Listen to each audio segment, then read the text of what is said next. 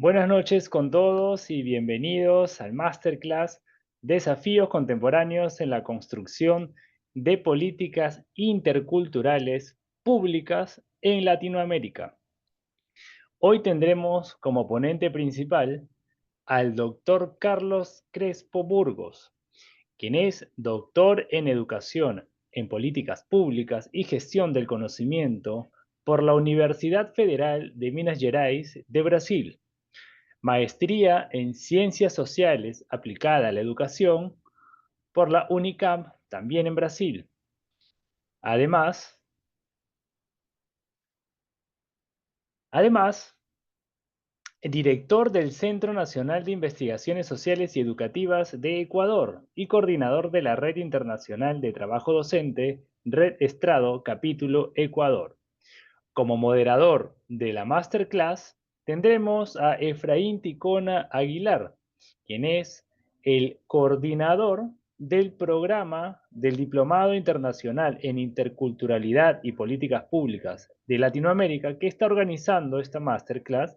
Él es candidato a doctor, magíster en educación por la Universidad Estadual de Ponta Grossa en Brasil.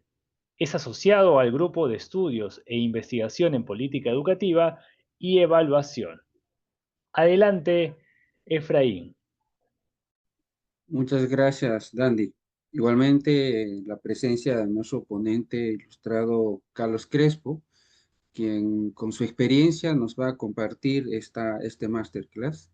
Doy la bienvenida a todos los que están presentes en este masterclass. Así vamos a desarrollar. Básicamente, iniciamos con un tema importante. Es que la interculturalidad sea una temática indispensable en cualquier política de Estado, de cualquier nivel de gobierno. No es solo deseable, sino es indispensable para que los esfuerzos de quienes diseñan, ejecutan y monitorean el presupuesto público sea más eficiente. Así comprendemos desde el diplomado que vamos a concretizar las ideas que nos demandan hoy en día en políticas públicas que son fundamentales. Así, la interculturalidad debe ser un enfoque transversal en todas las políticas de Estado, no solo para asegurar la equidad en el acceso a servicios, sino también para fortalecer la convivencia y el desarrollo social. Porque en el diplomado entendemos que una política pública es el conjunto de objetivos, decisiones y acciones que lleva a cabo un gobierno para solucionar los problemas que en un momento determinado, junto con los ciudadanos, consideramos prioritarios. Siempre son concretas, como son la educación, la salud, saneamiento, medio ambiente, y esperamos, dentro del diplomado, que todos seamos partícipes en su elaboración, de forma programática, englobando todos los sectores, dimensionando en su plenitud. Por ello entendemos que este masterclass va a apoyar a generar varias corrientes de opinión que hoy en día son decisorios porque las fases de la política eh, pública, como es la agenda, la determinamos desde la interculturalidad como un eje fundamental. Tenemos la planificación, la implementación y la evaluación. Son elementos clave en la construcción de políticas interculturales. Ahora doy paso al doctor Carlos Crespo, que nos ilustrará con el tema Desafíos contemporáneos en la construcción de políticas interculturales públicas en Latinoamérica. Muy bien, doctor Carlos, le cedo la palabra, la audiencia es suya. Muchas gracias, Efraín. Muy buenas noches. Un gusto inmenso estar con ustedes, poder comunicarles la experiencia, como decía Efraín, los pensamientos que hemos ido recogiendo también a través de nuestras reflexiones, nuestros círculos de investigación, de estudio, de acompañamiento también a los procesos educativos de las organizaciones sociales, de los movimientos indígenas con los cuales hemos estado cerca también. Entonces es parte de ese devolver, ¿no? Siempre este principio de que no vale quedarse solamente recibiendo el conocimiento, los saberes, sino es compromiso de volver. Esta es una oportunidad muy positiva, ¿no? De devolver, de socializar lo que hemos conocido. Entonces, si me permiten, yo quiero presentarles a ustedes las imágenes que me van a acompañar en la presentación. Entiendo que vamos a utilizar unos 30 minutos. Después ustedes tendrán oportunidad de algunas preguntas y pasarán, digamos, a otra actividad inmediata de información. Entonces voy a compartir.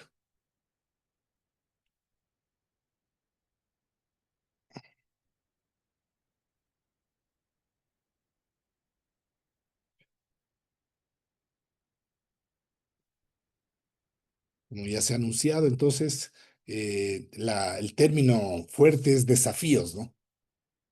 Desafíos contemporáneos. Y el tema es la construcción de políticas interculturales, públicas y con una visión un poco más regional, latinoamericana.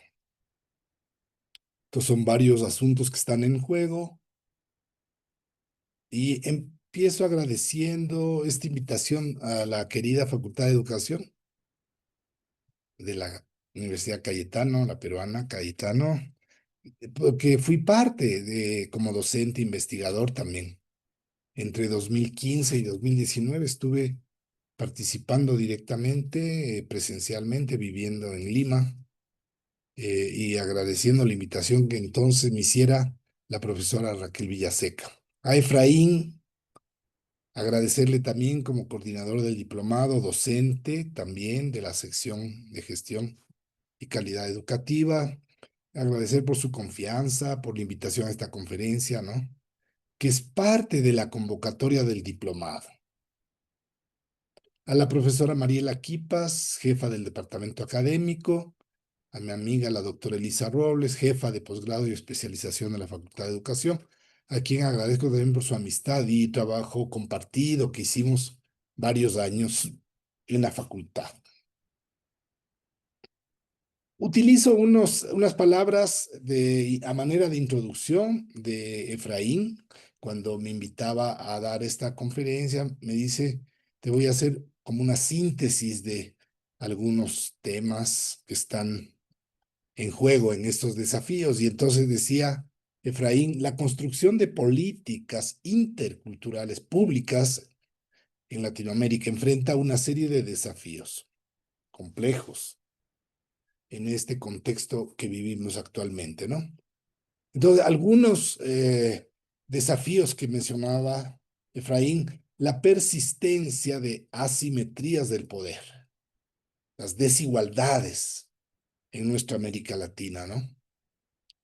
Hemos soñado con trabajar por la igualdad, por la equidad, y todavía presenciamos en nuestra América Latina graves problemas de desigualdades.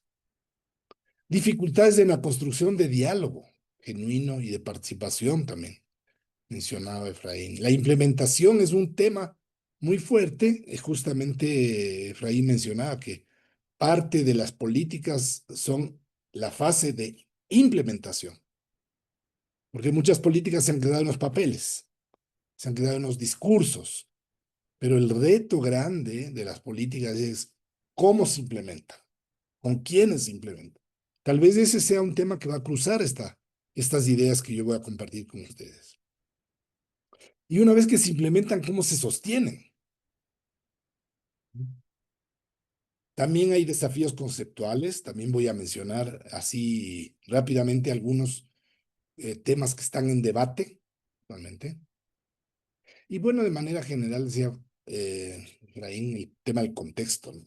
Contexto global, regional, bastante crítico que vivimos. Entonces, una primera gran idea es esto de que la construcción de políticas ha tenido en América Latina una trayectoria no lineal. O sea, avances, retrocesos y decir también una idea de que la construcción de políticas es una cuestión de política, es una cuestión política, no solamente técnica, porque está en juego los intereses y proyectos de sociedad de los distintos grupos, sectores, clases, etcétera, de una sociedad.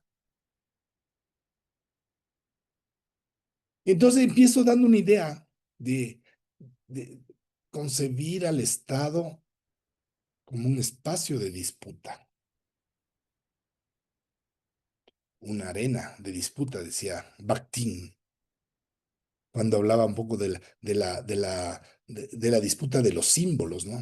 La disputa de los significados, porque los distintos grupos sociales le ponen un significado de acuerdo a su ubicación en la sociedad, a su trayectoria, a su historia, a sus intereses.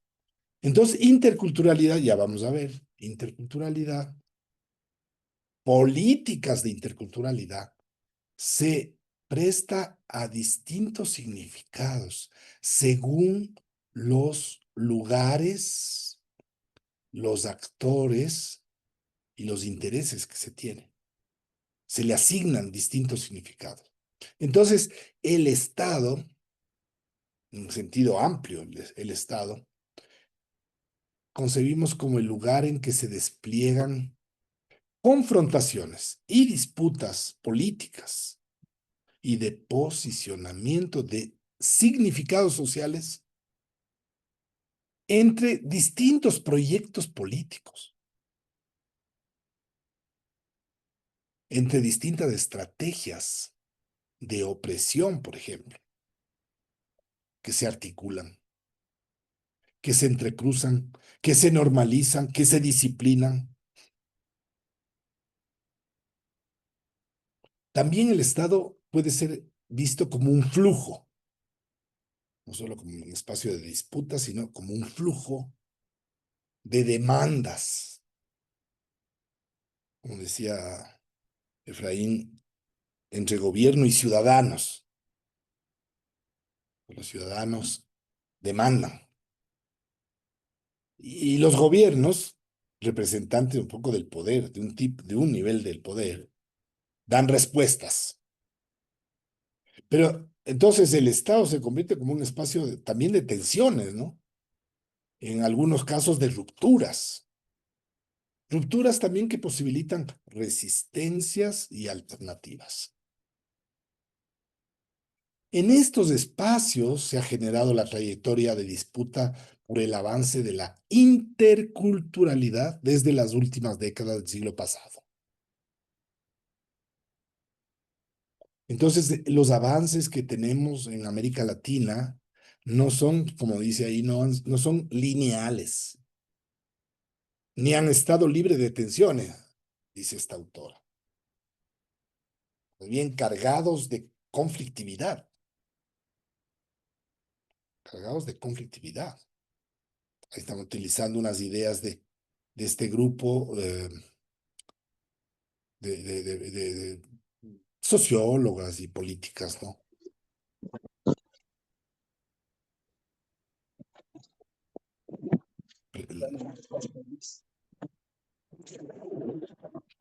Veamos algunos factores favorecedores. El siglo XXI nos ofrece una serie de condiciones favorables para la construcción de políticas interculturales. Algún micrófono está abierto por ahí que nos está haciendo ruido, ¿no? ¿Sí? ¿Le puede cerrar al micrófono, por favor? para no tener interrupciones de sonido. Sigue abierto.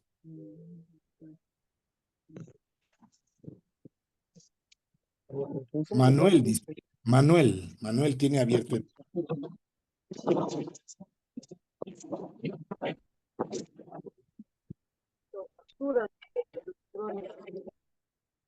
Bueno, le puede cerrar.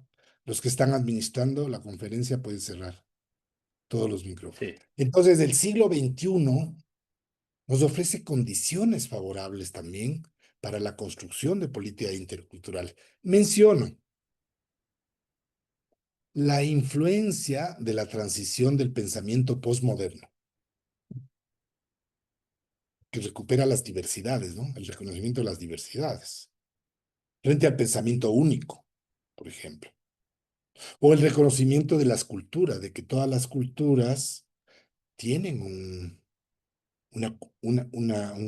sustrato propio de pensamiento. Ahí hizo un gran aporte Levi-Strauss, ¿no? Los estudios de Levi-Strauss del siglo pasado en antropología fueron fundamentales también en este sentido. También la vigencia, hablemos de la vigencia de los derechos humanos. Yo diría más que la vigencia, porque creo que en las últimas décadas, en la última década hemos tenido unos retrocesos muy fuertes en los derechos humanos en América Latina y en el mundo, pero sí es una aspiración, ¿no? Y en múltiples declaraciones y documentos, es una aspiración de la humanidad. En ese sentido, vigencia, no necesariamente en su implementación, ¿no? Otro aspecto favorable para la construcción de políticas interculturales es el papel renovado que ha tenido la lengua y la identidad en la educación. Ya vamos a ver algunas declaraciones mundiales, ¿no? Pero el tema de la lengua, la recuperación de la lengua como una dimensión fundamental de la identidad de los pueblos ha sido algo muy importante. Y la educación intercultural bilingüe, como vamos a ver, un campo privilegiado para la construcción de interculturalidad, ha recuperado el valor de la lengua. Otro aspecto que vamos a ver también con detalle, las demandas de los pueblos y las nacionalidades indígenas en América Latina. Son demandas contrahegemónicas. No son solamente pedidos de concesiones al Estado, sino son demandas para construir, por ejemplo, un Estado plurinacional, como es el caso, por ejemplo, del proceso de mi país de Ecuador, o el caso de Bolivia también. Y entonces, en este contexto de condiciones favorables, los estados, voy a utilizar una palabra que utilizan también los movimientos indígenas, los estados uninacionales se han visto obligados a adoptar políticas de interculturalidad. Estas serían condiciones favorables. Rapidísimo, esta lista, que es apenas un pequeño ejemplo de instrumentos jurídicos a nivel internacional que de alguna manera contribuyen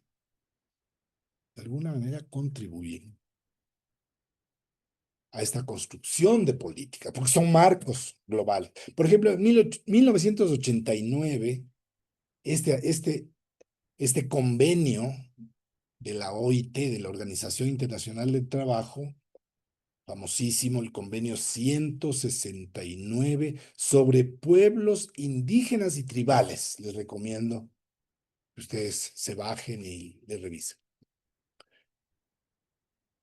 Convenio 169, así le conocen ya mundialmente.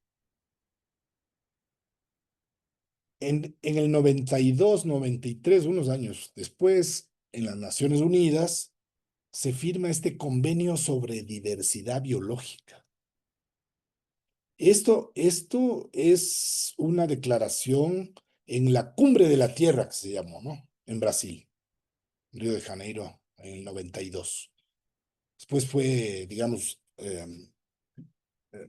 legalizado por los países en el 93. Se convirtió en el principal instrumento de lo que le llaman el desarrollo sostenible, convenio sobre diversidad biológica. En el 96, la UNESCO con el PEN Club Internacional, digamos, un club como de traductores de idiomas, realizan una declaración universal de los derechos lingüísticos, que la UNESCO después refrenda, que plantea el respeto y pleno despliegue de todas las lenguas. No es una declaración vinculante, ¿no? No es obligatoria para los países, pero son recomendaciones mundiales. Fue muy, muy, muy importante. O sea, valorar todas las lenguas como que aportan al desarrollo, a la paz mundial, a la comunicación entre los pueblos, etc. En el 2001, y ha iniciado este siglo, la UNESCO realiza esta Declaración Universal sobre la diversidad cultural. Reconoce y protege la diversidad cultural como un patrimonio común de la humanidad. O sea, este siglo comienza con una declaración mundial de reconocimiento de la diversidad como valor, como patrimonio. La humanidad tiene como valor lo diverso, no la imposición única, como el sistema global capitalista viene imponiendo a todos los pueblos. Viene imponiendo la uniformidad, la adopción de modelos comunes. Aquí, en la declaración de UNESCO, se reconoce y se protege la diversidad cultural. De ahí vienen todos estos premios, se puede llamar así, de reconocimiento, ¿no? De expresiones culturales en el mundo. Muy interesante. 2008, las Naciones Unidas tienen esta declaración sobre así se llama, los derechos de los pueblos indígenas. O sea, bastante paralela a la de la OIT del 89. 20 años después de la declaración de la OIT, del convenio 169, las Naciones Unidas hacen esta declaración, que recoge mucho de lo que está en el 169, ¿no?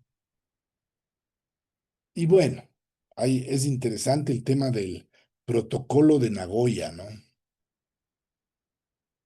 En un evento mundial allá en Japón. Porque recupera el valor de los conocimientos ancestrales de los pueblos indígenas. Claro que además ese protocolo que está asociado al de la diversidad biológica, el protocolo de Nagoya plantea una serie de condiciones para el acceso a los recursos genéticos, que es el tema de la actualidad, ¿no? O sea, porque las empresas transnacionales, sobre todo, habían usurpado, habían robado los recursos genéticos de los pueblos. O sea, toda la industria, por ejemplo, de la farmacéutica. Entonces, esta declaración, 2011, del Protocolo de Nagoya, pone una serie de requisitos para que los estados protejan los recursos genéticos. Y los recursos genéticos, una gran diversidad, la gran diversidad de recursos genéticos, está en territorios donde están los pueblos indígenas.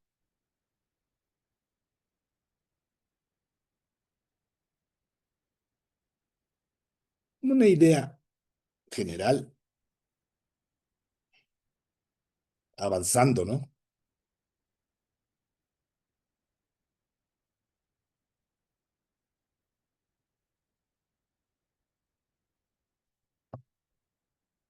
Los últimos 30 años en América Latina se han promulgado leyes, reformas constitucionales, nuevas constituciones políticas que reconocen en términos positivos la diversidad cultural.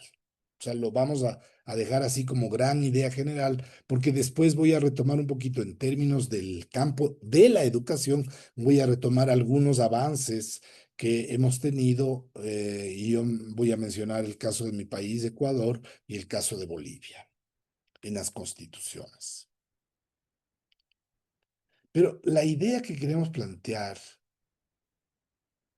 es que desde los años 60 aparecen, surgen, irrumpen, digamos, los movimientos indígenas de los pueblos ancestrales como actores frente al Estado, a los estados. Es lo que planteamos como idea inicial, ¿no? En el Estado, digamos, hay un proceso de confrontación, de posiciones, de proyectos diversos. Bueno, los movimientos indígenas en América Latina tienen una historia en los últimos 30, 40 años de insurgencia, de aparecimiento, de surgimiento, de presencia en la escena política. Desde los años 60, los avances fueron el resultado de un gran proceso de movilización social, pidiendo justamente, demandando, por ejemplo, la alfabetización en los idiomas de los propios pueblos, ¿no? Demandando la salud intercultural, porque los pueblos tienen formas de salud que han sido tradicional, no solo las únicas formas de salud de Occidente, etcétera, ¿no?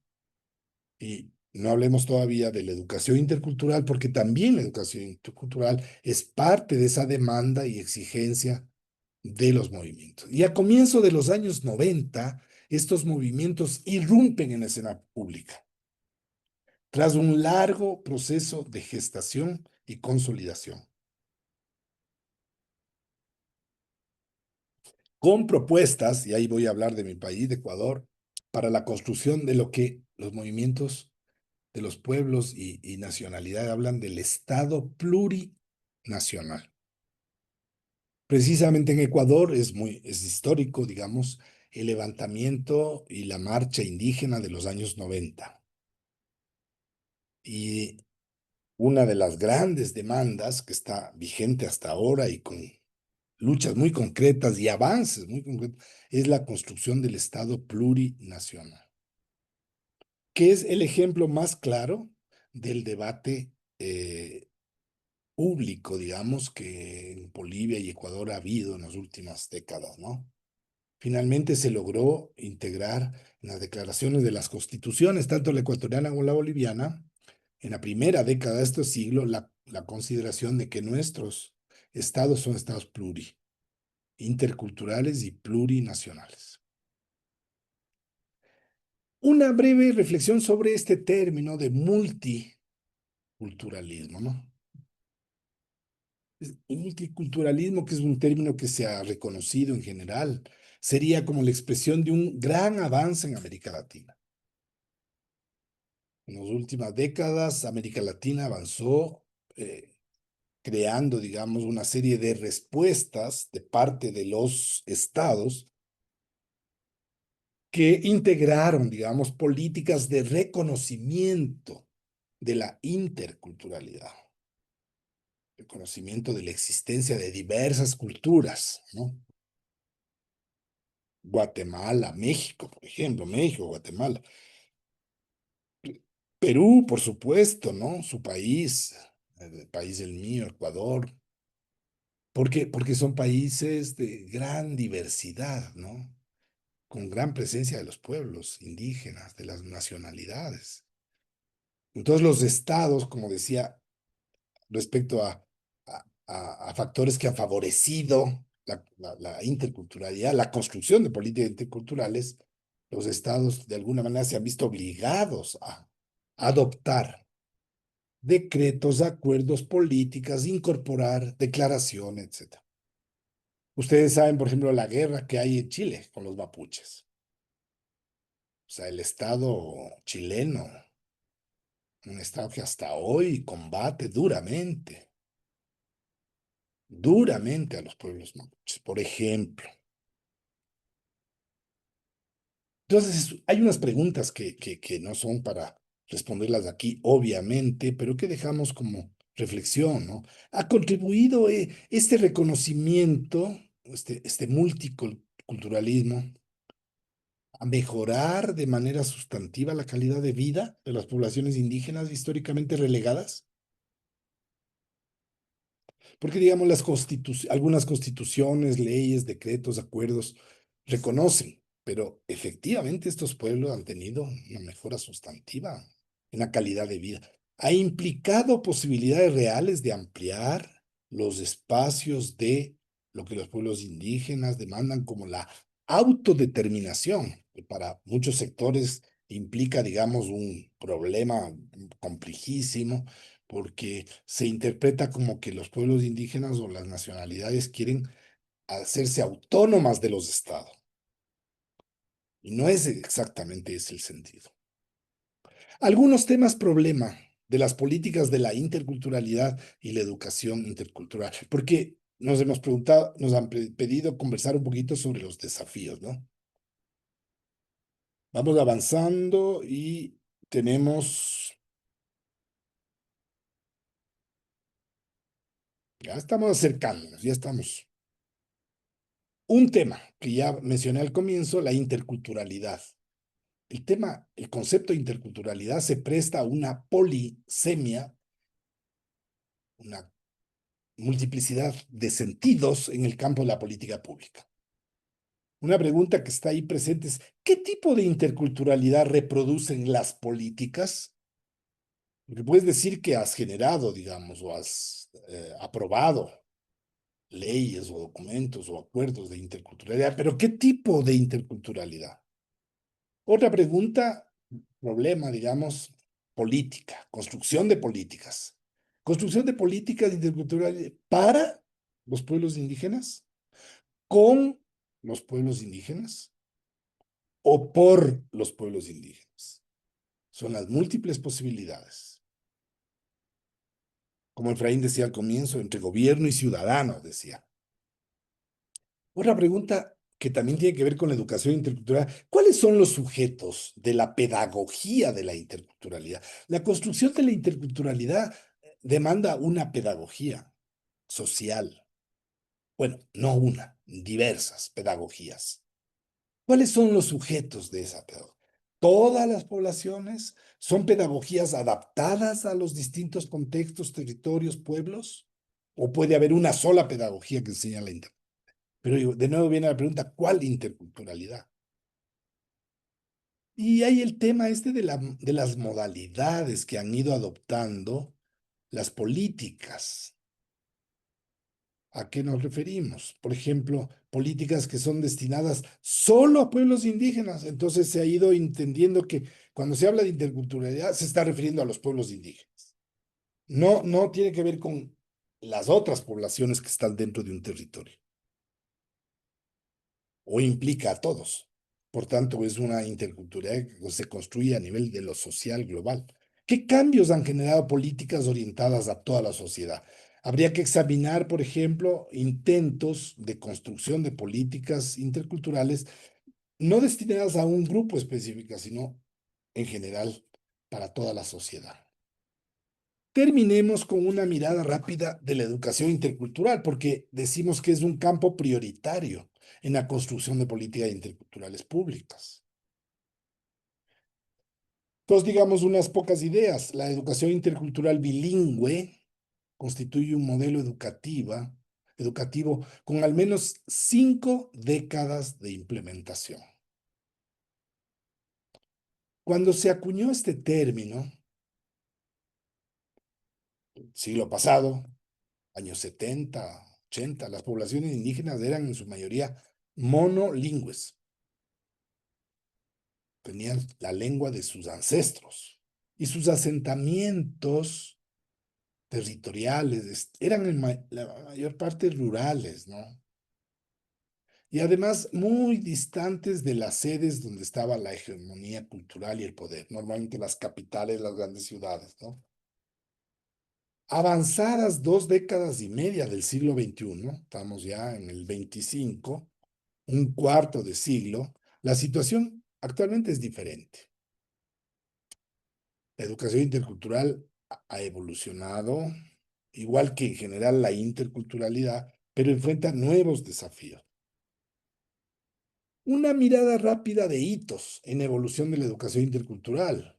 En los años 90, la interculturalidad se convirtió en un tema de atención para las políticas públicas y para las reformas educativas en América Latina. Ya vieron ustedes las declaraciones mundiales, ¿no? Del siglo pasado. Se transitó después de la educación bilingüe, así se llamaba educación bilingüe, con referencia exclusiva a las lenguas de los pueblos indígenas, hacia la educación intercultural bilingüe, EIB, referida a una modalidad educativa destinada a pueblos indígenas.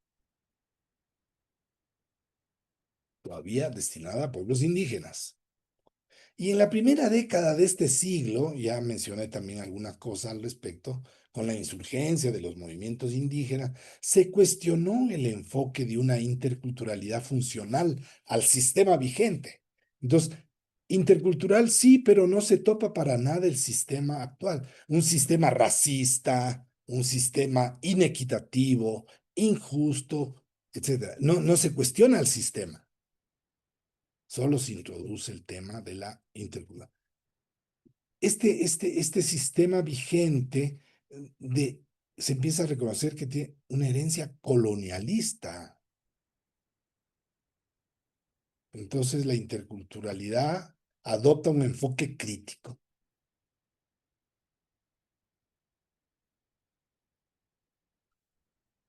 En este contexto, la educación intercultural se adopta en la normativa de los estados y en los sistemas educativos. En Guatemala, por ejemplo, el acrónimo EBI, Educación Bilingüe Intercultural, corresponde a la prevalencia retórica de la enseñanza de lenguas indígenas en el modelo oficial. La enseñanza de lenguas indígenas en el modelo oficial de educación aplicable a entornos indígenas. En Colombia, la etnoeducación es la denominación oficial de la educación intercultural bilingüe. En Bolivia, desde 2010, educación intracultural, intercultural y plural. En Ecuador, la Constitución de 2008, que está vigente y que actualmente en las condiciones políticas en las que vivimos se la quiere eliminar, la educación, dice el artículo 27, será participativa, obligatoria, intercultural, democrática e incluyente. Artículo 27. El 28 dice, es derecho de toda persona y comunidad interactuar entre culturas, un derecho. La interculturalidad es un derecho. Y participar en una sociedad que aprende. El Estado promoverá el diálogo intercultural en sus múltiples dimensiones. Ese es un compromiso político público del Estado. Ley Orgánica de Educación Intercultural. Es interesante porque después de esa constitución de 2008, en 2011, Ecuador aprueba lo que se denomina la Ley Orgánica de Educación Intercultural, que plantea asegurar que el Sistema Nacional de Educación sea intercultural, en el artículo 6, y asegurar una educación con pertinencia cultural, el mismo artículo 6, para los pueblos y nacionalidades, en su propia lengua y respetando sus derechos, fortalecer la práctica, mantenimiento y desarrollo de los idiomas de los pueblos y nacionalidades. Clarito, muy clarito.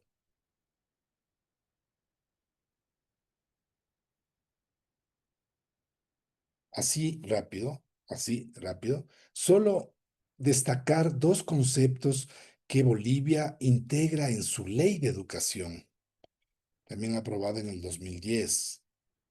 El concepto de intra y el concepto de inter.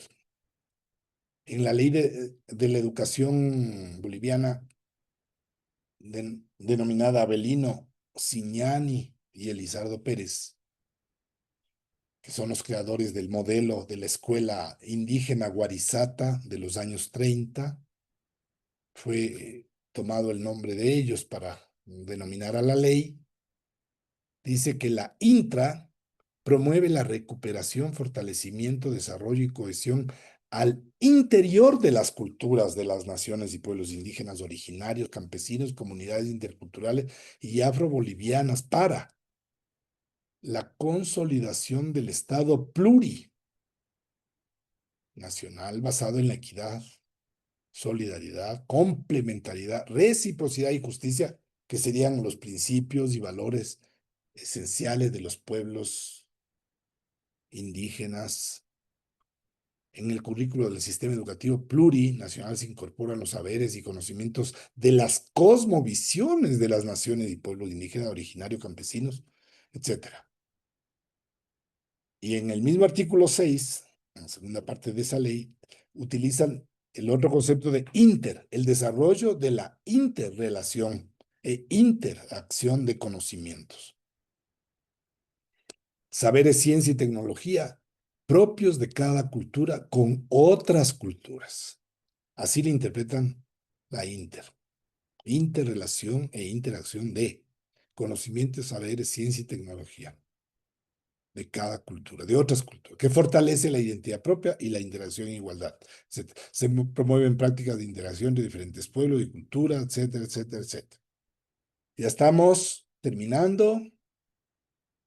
Educación intercultural bilingüe en debate es uno de los temas del momento. El enfoque crítico que mencionamos que surge concibe la interculturalidad como un proyecto político. No es un proyecto solamente cultural. Luis Enrique López, el gran lingüista de su país, Luis Enrique, ha señalado con claridad que la educación intercultural no se resuelve solamente con la inclusión de determinados contenidos curriculares, sino con atención a factores asociados, históricamente invisibilizados, como el eurocentrismo, que subyace a las ideologías y políticas educativas latinoamericanas, el racismo y la discriminación, que subyacen a todas las sociedades latinoamericanas y que se ha potenciado en los últimos años de reacción conservadora.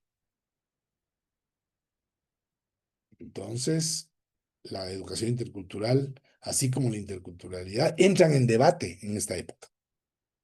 Porque detrás hay unos conceptos como de descolonización, transformación cultural, creación crítica. Son exigencias también para las políticas descolonizadoras. O sea, se puede hacer declaraciones, pero ¿cuáles exigencias surgen? Estas. La educación para la interculturalidad es una educación para la heterogeneidad, tiene que partir del reconocimiento de la heterogeneidad, de grupos sociales, de poblaciones, de edades, de género, de etnia, para situaciones complejas, que supone un diálogo de saberes, o sea, es un reto muy grande.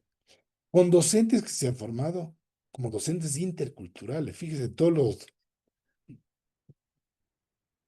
Y Luis Enrique dice en uno de sus trabajos, la EIB se sigue viendo como marginal a la construcción de los sistemas educativos. Entonces se crea un departamento de educación intercultural y etcétera, etcétera, ¿no? Y aquí recojo, para cerrar, el trabajo de Ingrid Guzmán, colega, profesora docente de la Facultad de Educación, del área de Educación Intercultural, en su tesis del 2021, su tesis para optar el grado de maestría en educación, que se llamó Diálogo de Saberes en la Práctica de la Formación en Educación Intercultural, ella coloca el dilema de, en la formación, ahí está a propósito del diplomado, ¿no? En la formación, en este caso es políticas interculturales, hay una cierta tensión entre nuevos modelos formativos que son propios ya de una educación intercultural, como el interaprendizaje, el diálogo de saberes, con modelos académicos unidireccionales de la enseñanza universitaria. Y la tesis que trabaja con docentes que se han formado y que han ido a las comunidades, están trabajando en sus propias comunidades, una de las cuestiones que ellos recogen es el descubrir la importancia del vínculo humano en la construcción de la interculturalidad en el aula. Los niños, las familias, las comunidades demandan. No es el profesor que viene desde fuera con el saber, sino es un sujeto que se integra con todos y construye en conjunto. Para cerrar, otros desafíos, el tema de los conocimientos indígenas que ya vimos en la ley boliviana. Siguen habiendo brechas en el reconocimiento y fortalecimiento en los sistemas educativos. Los conocimientos indígenas son de segunda categoría, no son importantes. Lo importante son los conocimientos científicos, científicos de la ciencia occidental. Y en la formación docente, que acabamos de ver el tema que plantea en la tesis, Ingrid, hay temas que están, ¿no? La situación contractual con los docentes de la interculturalidad, el tema del currículum, los materiales educativos, etcétera. Muchas gracias. Hasta ahí llegamos. Muchas gracias, doctor Carlos, por su ponencia. Justo en esa el discurso que nos va esclareciendo varios puntos, hay algunas consultas que nos brinda Carlos García y nos pregunta o nos menciona, ¿qué opina usted de las universidades interculturales versus el enfoque intercultural en educación superior? Sí, existen, digamos, en América Latina toda una tradición de universidades interculturales, ¿no? En Ecuador tenemos una que acaba de aprobarse, legalizarse, Amauta Huasi, ¿sí? Que la Confederación de Nacionalidades Indígenas del Ecuador, la CONAIE, ¿no? Que es la organización más grande de los pueblos, la reconoce, la tiene como su expresión. O sea, el movimiento de los pueblos indígenas de Ecuador tiene una universidad. Pero en el momento, me meto al caso, ¿no? Me meto al caso porque le estoy siguiendo este rato al tema, pero en el momento de concretar la universidad, aún siendo ya declarada como la Universidad de los Pueblos Indígenas, eh, trata de imponerse a través de sus profes, docentes, con sus lógicas académicas. Y el movimiento indígena, o sea, está en pleno debate con ellos, con los suyos propios, digamos, para que las formas de enseñanza, de aprendizaje, se adecúen a las formas de construir el conocimiento de los pueblos indígenas. No solo que se impartan lenguas, no solo que se impartan conocimientos sobre la historia de las culturas, sino que en sí mismo su forma de trabajo, de expresión, etcétera, sea digamos, en la práctica, sea la manera como los pueblos construyen su saber, su conocimiento, etcétera, transmiten. Te pongo el ejemplo del caso de Ecuador porque estoy cerca, lo que estoy viendo. Hay una universidad muy interesante en Ecuador, la Universidad Politécnica Salesiana, el grupo que está dirigiendo ahí el área de interculturalidad. Es muy, muy interesante, están trabajando temas buenísimos, hay materiales que ellos están publicando eh, que les recomiendo. Hay un equipo muy interesante, muy cercano también a los pueblos indígenas. Es como comentario así muy rápidos por el momento, ¿no? Muy bien, doctor Carlos. Estaba, Tenemos punto estaba acercando, algunas, disculpa, un libro publicado por la Salesiana, Repensando pedagogías y prácticas interculturales en las Américas. Interesante, de experiencias de distintos países de América Latina. Es de la editorial Avia Yala, para que ustedes puedan acceder. Ahí tienen toda una bibliografía. Sí. ok, excelente, doctor Carlos. Tenemos algunas consultas adicionales. que igual lo pueden seguir en el chat y voy a pedir que el doctor Carlos también pueda tomar en cuenta. Y en tanto, y tal vez hay algunas consultas adicionales, voy a presentar a Yesenia Vargas, que también es un tema importante sobre la convocatoria, y sé que muchos tienen el deseo de inscribirse para el diplomado. Yesenia Vargas nos va a compartir algunos aspectos para la inscripción sobre la convocatoria al diplomado. Muy bien, Yesenia. De la misma forma, hacemos igual el hincapié que puedan hacer las preguntas por el chat que lo van realizando. Sé que el doctor Carlos también luego nos va a dar algunas respuestas. Perfecto. Muy bien, Yesenia.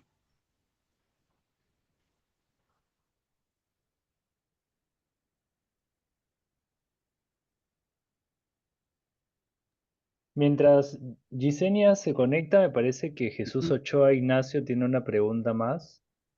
Dice, se la hace al doctor Carlos sobre la interculturalidad oficial y la interculturalidad crítica y emancipatoria como proyecto político. ¿Qué nos podría comentar?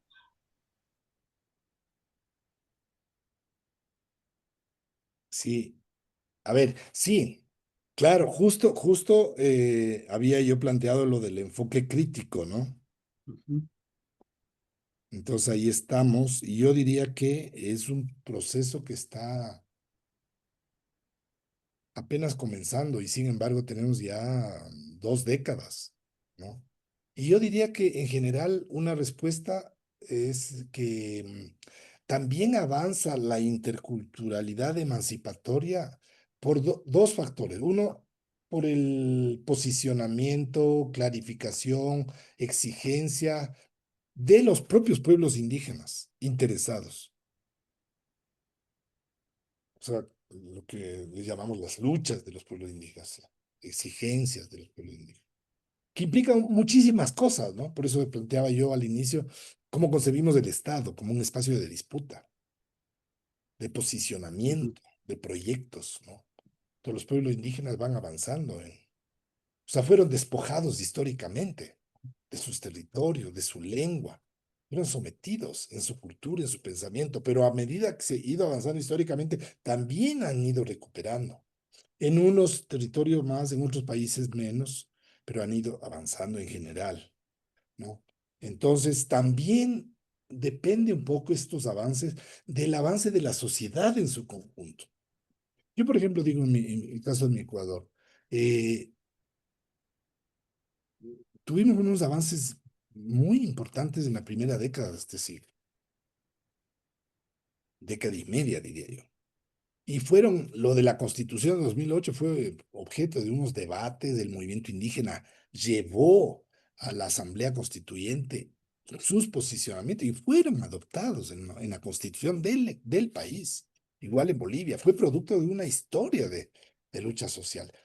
Pero también después, por un lado, el momento que se legaliza, se institucionaliza en el propio Estado, empieza a tener una serie de tropiezos y de dificultades en la implementación de las políticas, que era el tema. Por eso me parece que el curso que están ofreciendo del posgrado de Cayetano, que está coordinando Efraín, parece muy pertinente y muy interesante, porque ahí hay que meterse, hay que examinar qué ha pasado en la construcción mismo de las políticas. Ahora, como sociedad en Ecuador, a partir del 17 ya llevamos 3, 4, 5, 8 años. Ha habido retrocesos fuertes. Mientras el movimiento indígena hizo unas movilizaciones muy fuertes en el 19 y en el 22, también la sociedad de poder, yo diría, reacciona de manera conservadora con un racismo. Entonces, ha habido retrocesos, hay avances y retroceso y confrontación. Como comentario general, ¿no?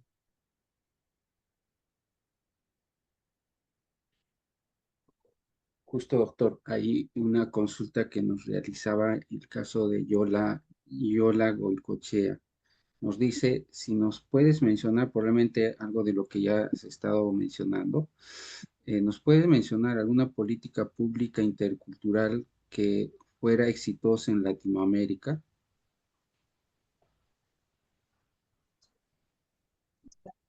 Yo creo que en el caso, por ejemplo, de Ecuador, Ujú. eh, el propio movimiento indígena ha logrado, digamos, posicionar en el Estado la educación intercultural bilingüe, ha logrado, digamos, legalizar hace poco o hace un año un Consejo Nacional de la Educación Intercultural Bilingüe formado por representantes de los distintos pueblos y nacionalidades indígenas y ha sido adoptado a nivel oficial, digamos, un consejo. Por tanto, ellos han ganado en una autodeterminación, en una autonomía, porque son los representantes de los pueblos y nacionalidades que se reúnen para dirigir, digamos, las políticas de educación intercultural. Sin embargo, en este momento, en el contexto de este gobierno de los últimos años, está poniendo una serie de trabas a esa conquista que ya está legalizada. Entonces, no convoca al consejo, quién convoca al consejo, dónde se reúne ese consejo, etcétera. Pero como conquista, me parece que vale la pena ponerle como ejemplo, porque estamos siguiendo ese caso, este momento, estamos trabajando junto al movimiento, recogiendo esa experiencia, ¿no? Como un ejemplo cercano, digamos. Exactamente, doctor. Justo en esa línea, consultaba a Helder en particular, eh, ¿cuáles son, a su parecer, los sectores más reacios, entre comillas, pone, para interculturalizarse, ¿no? Habiendo una gran trayectoria de estas décadas sobre la interculturalidad. Sectores. Bueno, yo diría que son los grupos que tradicionalmente han heredado el poder, ¿no? El poder colonial, porque somos países herederos de un proceso colonizador y eso está instalado, eso está instalado. Entonces yo diría, tomando el caso de mi país, hay sectores, ¿no? Son sectores de poder económico, pero a la vez de poder ideológico, cultural, ¿no? Es lo que los movimientos indígenas le llaman el Estado uninacional, ese Estado heredero del colonialismo, un Estado uninacional. No aceptan la diversidad, no aceptan que dentro del territorio hay pueblos que tienen formas de política, de justicia propia, de administración propia, y no se permiten ni siquiera discutir el tema, ¿no? Y depende un poco de las condiciones políticas, o sea, del dominio de sectores en la sociedad actual, ¿no? Entonces, son los sectores de poder, pues, de poder económico y político, sí, definitivamente. Y también ha surgido, digamos, una reacción conservadora en nuestros países, ¿no? Fuerte, contra la diversidad. Bueno, tenemos de este rato el ejemplo en Estados Unidos, ¿no? Una reacción a la diversidad. O sea, a la vez que hubo un avance como humanidad, como globalidad, digamos, ¿no? Internacional, también estamos viviendo momentos de mucha y alta tensión, de negación de las diversidades, ¿no? Entre esas, de los pueblos indígenas, los derechos de las mujeres, etcétera. Ya sabes lo que ha ocurrido en Estados Unidos. Se han cerrado, digamos, han cerrado departamentos en educación del sistema educativo norteamericano que atendían justamente a las diversidades. Es un conflicto muy complejo, ¿no? Muy complejo. Pero por otro lado, no voy a dejar de decir, es que los territorios de los pueblos indígenas existen, digamos, mucha riqueza mineral, sobre todo. Entonces, para los intereses de las transnacionales en la explotación minera, es conveniente, digamos, que no haya, digamos, ningún tipo de requerimientos, de condiciones, de impedimentos para poder explotar esos recursos. En Ecuador está aprobada la ley de consulta previa a los pueblos indígenas, a los pueblos dueños del territorio donde puede haber una explotación, la consulta previa. Entonces, el Estado, el gobierno, más bien dicho, instancias de gobierno, están buscando las formas de saltarse la consulta previa. O sea, simplemente es llegar al territorio y explotar los recursos, cuando los recursos son de los pueblos que están. Este momento vivimos un momento muy fuerte de tensión, ¿no? De tensión fuerte. Las expresiones de tensión cultural, yo creo que son, al menos acompañan o reflejan tensiones que también son de raíz económica, de intereses globales también. Muy bien. Ahora vamos a ver si Yesenia Vargas ya puede presentarnos el tema comercial. Yesenia, si no está Yesenia, en todo caso, Sí, aquí estoy. Voy a compartir. ok.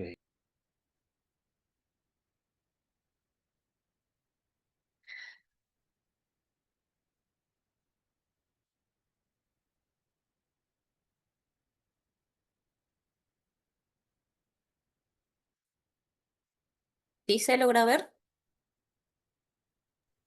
Sí, estamos bien. Ya bueno. Buenas noches con todos. Yo soy encargada del Diplomado Internacional en Interculturalidad y Políticas Públicas en Latinoamérica. La información es que, bueno, el diplomado es de una manera de modalidad de distancia. La duración es de 22 semanas. El horario vendría a ser únicamente los días sábados de 3 de la tarde a 6 de la tarde. Solo para este diplomado tenemos lo que son 25 vacantes, ¿sí? Las inscripciones, bueno, desde la semana pasada ya los alumnos están realizando lo que son sus postulaciones, ya que las inscripciones solo se van a realizar hasta el día 4 de septiembre, ¿sí? Dándose por inicio el día de clases el 6 de septiembre. Los requisitos únicamente, bueno, es llenar lo que es la ficha de inscripción, que es el postula, que yo se los estaría facilitando, ¿no? A través del WhatsApp, en caso me escriban, lo que es la copia del grado de bachiller, ¿sí? O título profesional o licenciatura en educación o grado título. En el caso de bachiller, algunos alumnos, por ejemplo, están en trámites, no hay problema porque tienen como la disponibilidad poderlo entregar hasta una semana antes de lo que es el cierre de las inscripciones. Con ello ya se estarían contactando conmigo para yo poderlos ayudar en el lado del grado de bachiller, ¿sí? Para el documento. Luego lo que es la copia del DNI o carnet de extranjería, la foto digital y el currículum vital, que el currículum vital sí es únicamente descriptivo, que también yo tengo un formato como para poderlos ayudar en ese aspecto y lo puedan realizar. ¿Sí? Nosotros ahorita por el momento se está ofreciendo lo que es un 15% de descuento que solo va a aplicar hasta el día 16 me parece que está aplicado el 15%. Es por eso que deseo que se comuniquen conmigo para ayudarlos con ese descuento y el tema también de las cuotas. Se está realizando lo que es un cronograma de pagos, ¿sí? En el cual toda esa información yo se la estaría brindando a través del WhatsApp. Este es mi QR para que lo puedan anotar. Mi número de teléfono 961-2960-86 o al correo electrónico que es gisenia.vargas@upsh.pe. Ahí les dejo mi número para que lo puedan anotar. Que tengan muchas gracias. Muy bien, gracias, Yesenia. También agradecemos al doctor Carlos por la ponencia, poner de relieve el tema de la interculturalidad. Y efectivamente, las políticas públicas deben propender a la búsqueda de desarrollo humano y el bienestar de sujetos, pueblos y colectivos. Y asumimos que la política en su mejor versión debe formar parte de las visiones sistémicas de la gestión pública, donde media la eficacia, la sostenibilidad, la participación y su aporte a la visión del país dentro de una planificación estratégica, el cual tiene que ser coherente con participación sostenida de los pueblos y los ciudadanos como tal. Y ahí incluimos muy bien, como menciona el doctor Carlos, el ciclo de la política, el cual nos permite de una mirada esquemática pragmatizar las ideas que cada uno de los colectivos, de los pueblos indígenas y no indígenas puedan plantear en esas políticas. De esa forma, damos por culminada este masterclass Desafíos contemporáneos en la construcción de políticas interculturales públicas en Latinoamérica. Y desde ya les damos la bienvenida a todos los que puedan ser parte de este diplomado internacional en interculturalidad, en el cual el doctor Carlos Crespo, junto a varios docentes de la universidad y docentes invitados de varios países, nos acompañaran dentro del diplomado, que es un número relativo de tiempo, y ya nos han mencionado el número de semanas y de cursos que vamos a desarrollar dentro del diplomado. Agradeciendo nuevamente al doctor Carlos Crespo y a todos los presentes por su participación en este masterclass, y nos encontramos en otra ocasión. Muchas gracias.